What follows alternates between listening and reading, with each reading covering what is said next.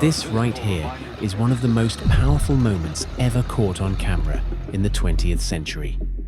A single man, holding nothing but a shopping bag, stands in front of an entire column of tanks. No weapons, no army, just courage.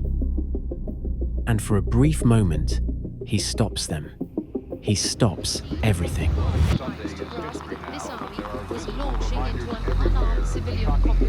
It's impossible not to feel something watching this: fear, awe, disbelief. And then you realize 22 years later, during the Libyan uprising, Gaddafi twisted this very story to frighten his own people.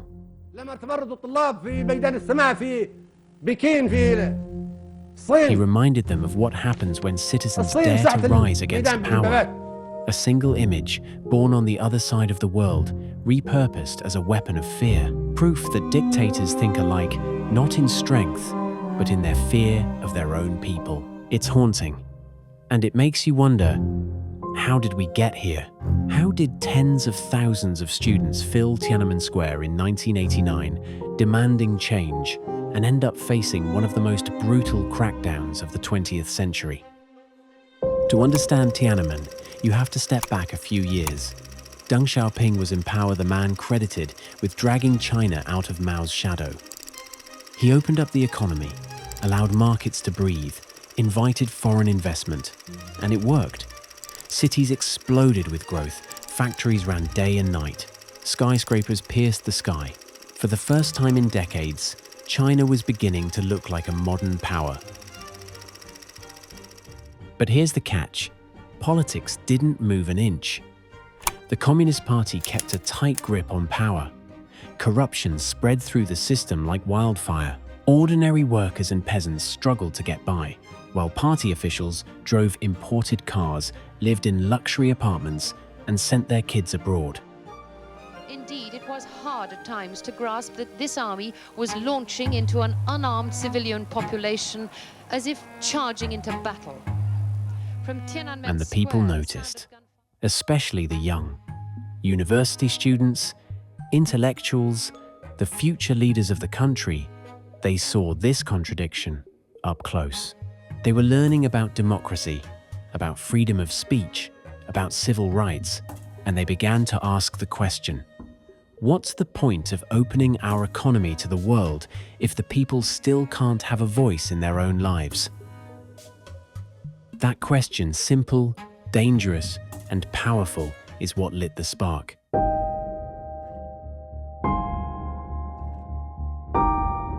The spark came in April 1989 with the death of Hu Yaobang, a former Communist Party leader who had pushed for reform and transparency. Students mourned him, and that mourning quickly turned into protests.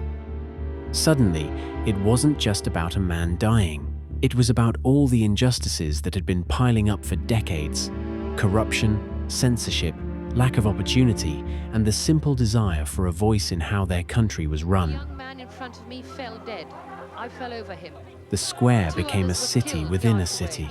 Students organized lectures, taught each other, debated endlessly. They built kitchens, medical stations, and even a statue, the goddess of democracy, a symbol of what they hoped China could become.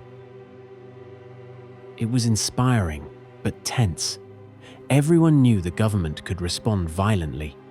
Families debated whether their children should stay. Yet the students persisted. Every chant, every banner, every discussion in that square was a small act of courage. The government grew nervous. Deng Xiaoping and other leaders saw this as a direct threat to communist authority. There was a debate: negotiate and risk losing face, or crush the movement to show strength. By late May, martial law was declared, and if the students refused to leave, the army would use force to clear the square. Ambulances screamed up to the troop line and were turned away. They couldn't get to the square. By early June, tension gripped the city. Hunger strikes were in full swing. Students wrote slogans on walls, sang songs, and sent letters pleading for dialogue. Outside, tanks and soldiers moved into position. Roads were blocked. Bridges and intersections became checkpoints. Residents watched from windows, unsure if the night would bring survival or chaos.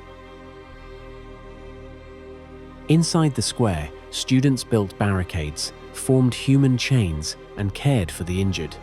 Every human chain, every banner, every song was a declaration. We will not leave. And then it happened. The night of June 3rd, the army moved in. Tanks rolled forward. Gunfire erupted. Smoke filled the air. The square, once full of hope, became chaos. The troops have been firing indiscriminately. Bodies in the streets, barricades torn down, hospitals and medical tents overwhelmed. Families scrambled to pull loved ones to safety. Soldiers moved with orders, some hesitant, others grimly obedient. And yet, even amid this chaos, defiance remained. A single man stepped in front of a tank, alone, against the machinery of the state. That image, Tank Man, captured the courage of an entire generation. The government framed it not as courage, but as chaos. Not as defiance, but as disorder. Students tried to organize. Medics worked frantically. Citizens shielded the vulnerable. Streets of Beijing that night were terrifying, and yet they were a testament to human bravery under unimaginable pressure. By dawn on June 5th, 1989, Tiananmen Square was silent. The tents were gone, the banners torn down. Thousands were dead or wounded, the exact number still unknown. The government called it a necessary measure to restore order. The world called it a massacre. In the years that followed, China erased the memory of those nights from its history books, censored every image, every word, even the picture of Tank Man. But beyond its borders, the story lived on. A symbol of courage, of resistance, and of the power of ordinary people to stand up to power. Tiananmen Square did not bring democracy to China, but it showed the world and its own people that even against tanks and bullets, the human spirit can still say no. Told the students that they must all leave the area or they could not guarantee the safety or lives of anyone left in Tiananmen.